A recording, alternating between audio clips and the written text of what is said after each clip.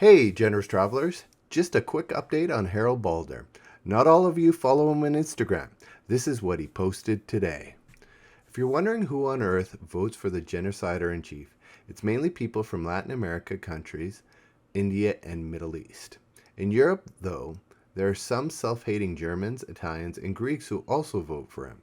But this latter group is roughly 20% of those votes. So, most of the Russian files on here are from countries far removed from the genocide, geographically speaking, if that's an excuse. The self-hating anti-European Europeans, though, are the real problem.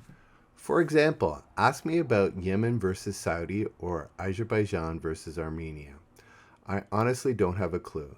I've never been to any of those countries, nor do I have an interest in ever going either.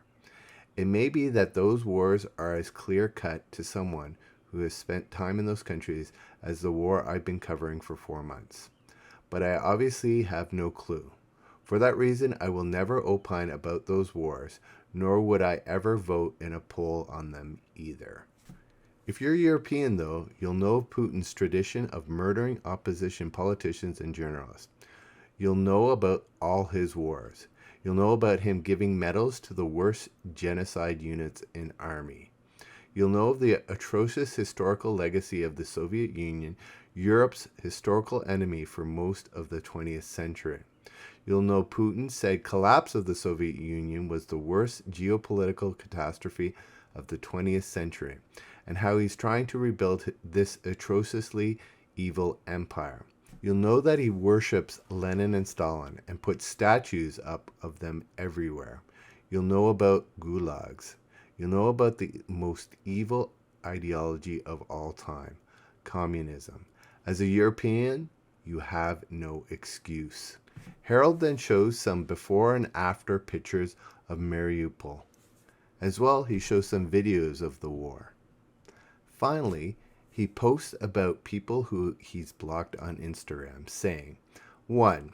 If you guys wondering why I simply block without debating, well, how are you going to debate somebody so evil? 2. Why don't I share their profiles uncensored? Whilst they may deserve it, they'd get tons of threats and they'd complain to Instagram saying I sent a mob after them. 3. And since this is how things work online, leftists, Russophiles, can frequently send mobs after anti-leftists like myself, but I can never fight back, 'cause that's wrong and hateful, says Mark Zuckerberg. If you've enjoyed this update, please consider subscribing. Thanks.